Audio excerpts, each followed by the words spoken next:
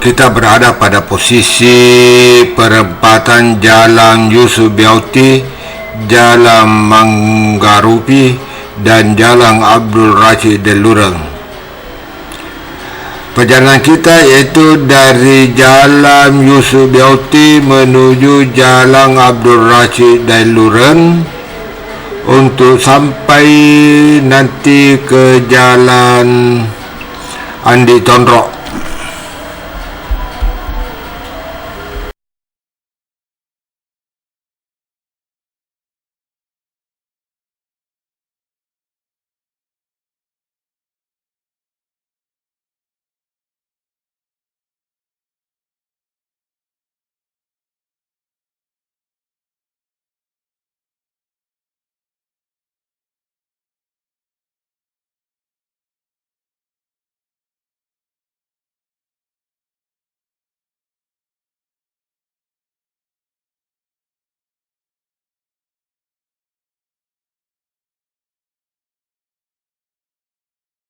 Oh, ini Jalan Abdul Rashid Del Lureng.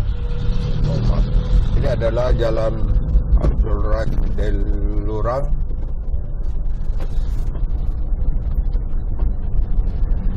Ini.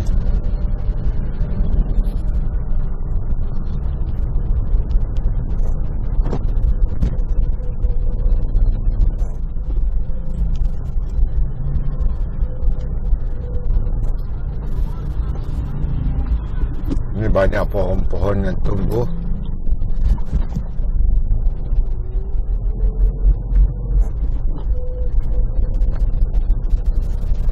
Jadi Jalan Abdul Rashid Del Lureng ini adalah jalan yang menghubungkan antara Jalan Manggarupi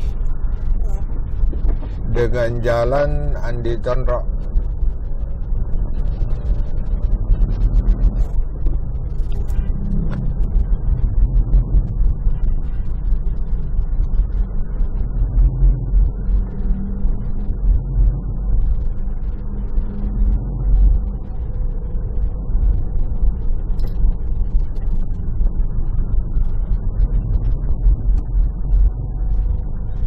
Ini masih masuk Jalan Abdul Rashid Del Lureng. Ini agak sempit jalanan.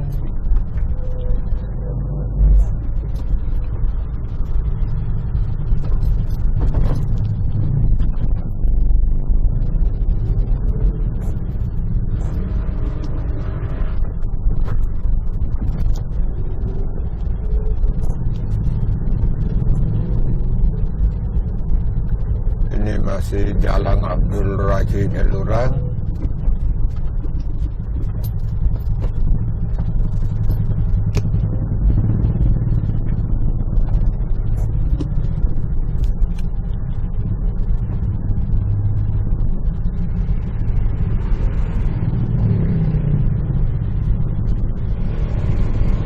Ini ada perumahan Gua Sarana Indah di sebelah kanan.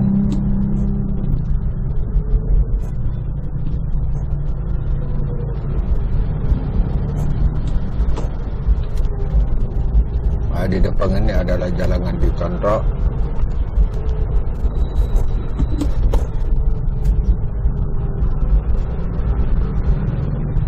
Ini Jalan Andi Tondrok perapatan. Saya akan coba naik.